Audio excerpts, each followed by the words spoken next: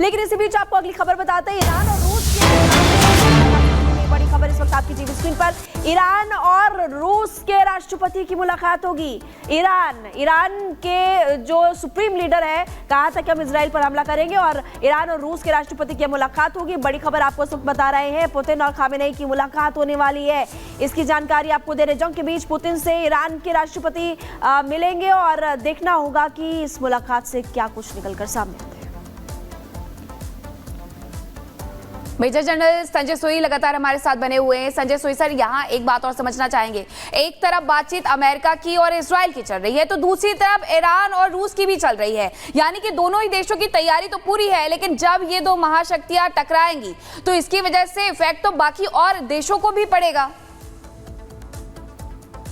तो मीनाक्षी जी, ऐसा ही दोनों महाशक्तियां एक प्रॉक्सी के तौर पर लड़ रही हैं। और जैसे अभी आपने बताया कि अमेरिका और नेतन्याहू की बात हुई, बाइडेन और नेतन्याहू की बातचीत हुई, वो एक अलग एंगल है, वो शुरू से उनके साथ है। लेकिन अभी रशिया, जो ईरान का प्रेसिडेंट रशिया गया, काफी इंपॉर्टेंट है, काफी अहम है ऐसे समय में जबकि इजराइल और ईरान की टेंशन बहुत बढ़ गई है। और देखा जाए तो जब रशिया को जरूरत थी तब ईरान उसके साथ खड़ा हुआ था। साथ में उनको शाहीन ड्रोन दिए, काफी जो सेल्फ कामिकाजी ड्रोन है, बहुत बड़ी संख्या में ये देते। उस समय में रशिया को जरूरत थी उन ड्रोन्स की, और अब शायद रशिया भी इस प्रकार से वहां को उनको S-400 एयर डिफेंस सिस्टम देने की बातचीत चल रही थी। साथ साथ और टेक्नोलॉजी अगर देते हैं तो यहाँ पर दुनिया के लिए बहुत बड़ा टेंशन का माहौल है और ईरान के लिए बड़ी जरूरत है कि अब वो किस प्रकार से रशिया से ले। यहाँ साफ नजर आ रहा है, जैसे आप कह रही थी मीनाक्षी जी, कि दुनिया के दो धड़े साफ नजर आ रहे हैं, नेटो, अमेरिका और इजराइल एक तरफ, और ईरान, रशिया, नॉर्थ कोरिया और to some extent China also उनके साथ उस धड़े में बना हुआ है। तो रशिया यहाँ पर एक मौका भी देख बिल्कुल सर, बड़ी बात आप यहाँ पर कह रहे हैं। देखिए किस तरीके से इस तरफ जो बाइडेन और नेतन्याहू की मुलाकात होगी और इसी मुद्दे को लेकर बातचीत होगी, ये कयास लगाए जा रहे हैं, और इधर पुतिन और पजेश्कियन उनकी भी मुलाकात होने वाली। लेकिन सवाल यही बड़ा है कि क्या मिडिल ईस्ट में कुछ बड़ा क्रॉस करता दिखा तेंदुआ, एक खेत से दूसरे खेत में चहलकदमी करते हुए देखा गया तेंदुआ। सड़क पर निकल रहे राहगीरों ने वीडियो बनाया, वीडियो हुआ वायरल। बुलंदशहर में एफडीए ने करीब 9 दुकानों पर की छापेमारी, खाने के सामानों का लिया गया सैंपल, सभी सैंपल्स की जांच के बाद होगी कार्रवाई। बुलंदशहर में कार में अचानक लगी आग, दूर कर जली गाड़ियां, गैस लीकेज की वजह से आग लगने की आशंका, कार पूरी तरीके से जलकर के हुई खाक। फिरोजाबाद में बेकाबू कार ने ऑटो को मारी टक्कर, हादसे में ऑटो सवार एक व्यक्ति की मौत, 7 लोग बुरी तरह घायल, सभी को अस्पताल में भर्ती कराया गया है। महाराजगंज में बॉर्डर एरिया पर एसएसबी की कार्रवाई, अवैध रास्ते में भारत में प्रवेश कर रहे ब्राजील के नागरिक को किया गया गिरफ्तार। कानपुर में पुलिस की गांजा तस्करों से हुई मुठभेड़, जवाबी कार्रवाई में 2 बदमाशों के पैर में लगी गोली, भारी मात्रा में गांजा बरामद।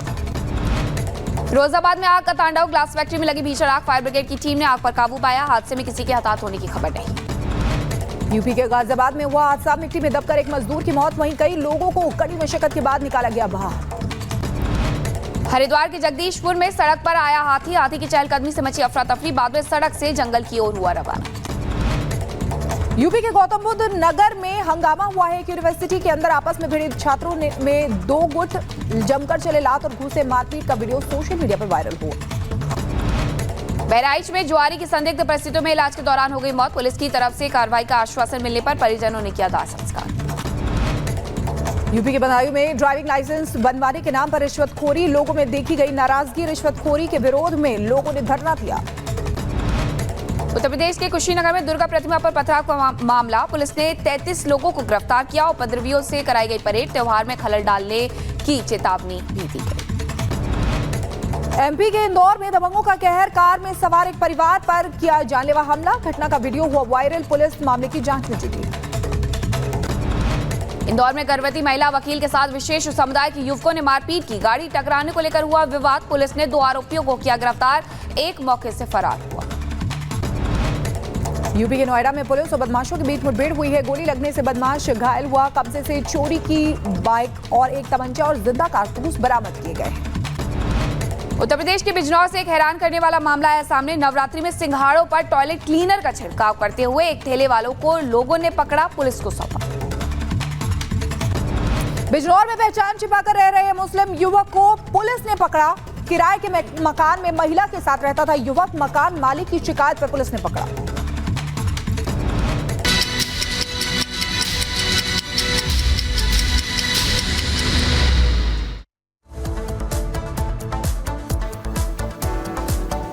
और मिडिल ईस्ट में युद्ध का खतरा लगातार बढ़ता हुआ नजर आ रहा है। इजराइल रुकने का अब नाम नहीं ले रहा और इजराइल बीती रात भी गाजा, लेबनान और सीरिया पर एक साथ भारी बमबारी करते हुए नजर आया। कुछ तस्वीरें दिखाएंगे आपको आगे।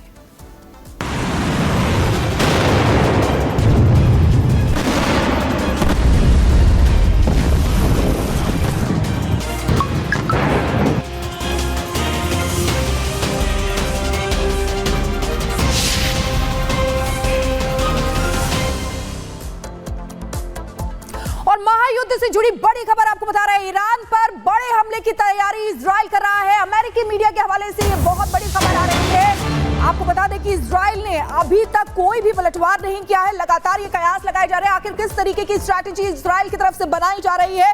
तो ये अमेरिकी मीडिया के हवाले से बहुत बड़ी खबर आई है। ईरान पर हमले की तैयारी इजराइल कर रहा है और बड़े हमले की तैयारी कर रहा है इजराइल। कल नेतन्याहू से बात करेंगे जो बाइडेन। ईरान पर पलटवार को लेकर बातचीत संभव मानी जा रही है कि ये जो बातचीत होगी नेतन्याहू और जो बाइडेन के बीच में वो इसी मुद्दे को लेकर हो सकती है, यानी कि ईरान पर जो पलटवार करना है उसको लेकर ये बातचीत संभव हो सकती है। दो तस्वीरें आपको दिखा रहे हैं। देखिए किस तरीके से ईरान पर पलटवार की तैयारी, क्योंकि 200 मिसाइलों से ईरान ने अटैक किया था इजराइल पर, जिसके बाद से इजराइल लगातार गुस्सा था, आक्रोश में था और ये पहले ही इजराइल कह चुका है कि हम छोड़ेंगे नहीं, तैयारी पूरी है, जगह और समय हम निश्चित करेंगे। और इसी को लेकर देखिए बड़ी खबर आ रही है अमेरिकी मीडिया के हवाले से कि ईरान पर हमले की तैयारी इजराइल कर रहा है। जो बाइडेन और नेतन्याहू में बातचीत होगी और ये बताया जा रहा है कि ईरान पर पलटवार को लेकर बातचीत संभव हो सकती है।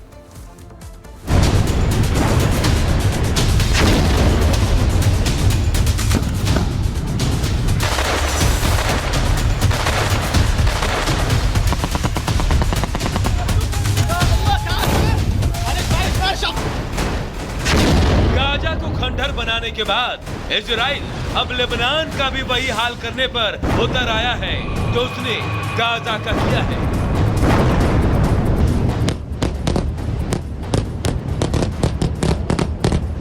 नेतन्याहू ने अब लेबनान की चारों तरफ से घेराबंदी कर दी है। इजराइल ने लेबनान सीमा के पास बसे 5 गांवों को खाली करा लिया है। ये 5 इलाके कौन कौन से हैं ये आपको मैप के जरिए समझा देते हैं।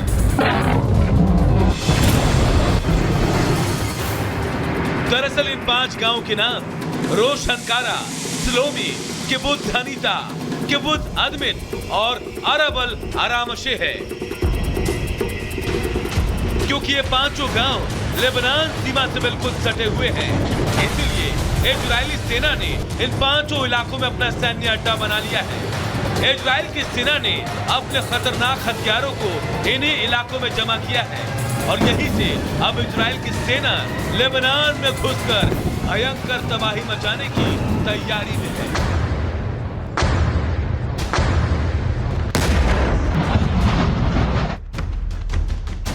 इजराइल डिफेंस फोर्स ने अब इन इलाकों में आम लोगों के एंट्री पर रोक लगा दी है।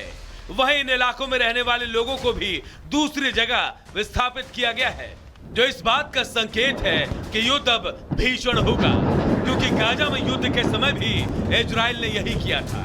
इजराइल ने गाजा से सटे इलाकों को खाली करा लिया था और फिर जमीन के रास्ते इजरायली सेना ने घुसकर गाजा में जमकर तबाही मचाई थी और उसे पूरी दुनिया ने देखा था।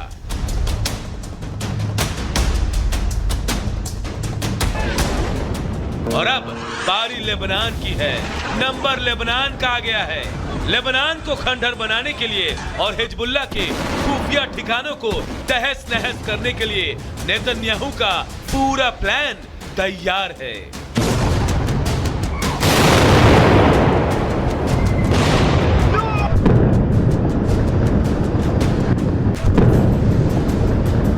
Bureau report, Republic Bharat.